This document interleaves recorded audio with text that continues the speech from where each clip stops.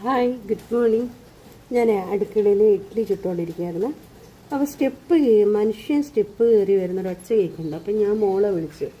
അപ്പോൾ ദൈവട്ടി പറഞ്ഞമ്മ ഞാൻ അടുക്കളയിൽ ഞാൻ അകത്ത് ബാഗിൽ ബുക്ക് എടുത്ത് വെക്കുക. ഞാൻ ഒരു ദിവസം സ്റ്റെപ്പ് കയറി വരുന്നുണ്ടല്ലോ ആരോ എന്ന് പറഞ്ഞു. അപ്പോൾ മോള് വന്ന് നോക്കിയിട്ട് എന്നെ വിളിച്ചു, അമ്മ ഇങ്ങ് വന്നേ അപ്പം എന്നതാ. അപ്പം ഇങ്ങനെ തോന്നി ഇവനാണെന്ന്. അപ്പം ഞാൻ കാണിച്ചു തരാം നിങ്ങൾക്ക്.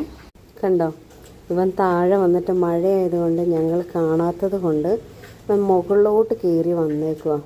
സ്റ്റെപ്പിൽ ഇങ്ങനെ നിൽക്കുക കയറി വന്നിട്ട്. അപ്പോൾ ഞാൻ കുറച്ച് അച്ചപ്പം എടുത്തു. അപ്പോൾ അത് തിന്നപ്പോൾ എനിക്ക് ഓർമ്മ വന്നു ഫ്രിഡ്ജിൽ കുറച്ച് റൈസ് ഉണ്ടല്ലോ.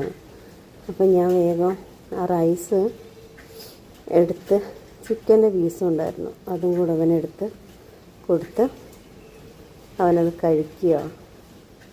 നമ്മളെ ചതിയില്ലാതെ സ്നേഹിച്ചാൽ തിരിച്ചതുപോലെ സ്നേഹിക്കുന്ന ഇനങ്ങളാണ് മിണ്ടാപ്രാണികൾ.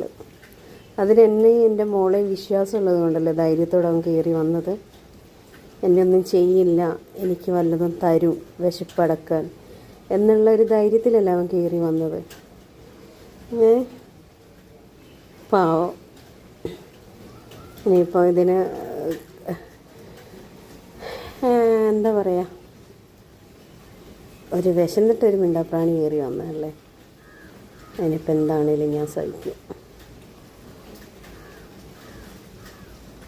പാവം അല്ലേ. എല്ലാവർക്കും രാവിലെ യൂട്യൂബ് നോക്കുമ്പോൾ ഞങ്ങളെ ചാനലിലൊരു നല്ല കാഴ്ച കാണാം. അപ്പോൾ ഓക്കെ, ഇന്ന് വെള്ളിയാഴ്ചയാണ്. നോക്കുന്ന സ്കൂളിൽ ക്വിസ് മത്സരമുണ്ട്. ഞാൻ കുറച്ചൊക്കെ ഇന്നലെ പറഞ്ഞു കൊടുത്തിട്ടുണ്ട്. പക്ഷെ അങ്ങോട്ടും ഇങ്ങോട്ടൊക്കെ മാറിപ്പോകുന്നുണ്ട് ഉത്തരങ്ങൾ പറയുമ്പോൾ. 2-3 പ്രാവശ്യം ഒന്ന് തന്നെ പറഞ്ഞ് പഠിപ്പിക്കുമ്പോൾ പറയും, പക്ഷെ കുറച്ച് കഴിയുമ്പോൾ മാറിപ്പോവും.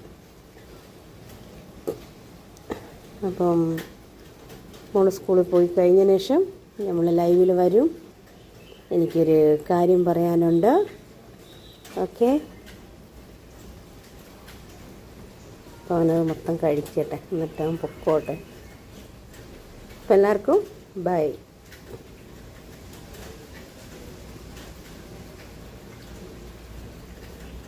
ക്ഷീണിച്ചു പോയിട്ടോ, പാവം മെലിഞ്ഞുണ്ടവൻ.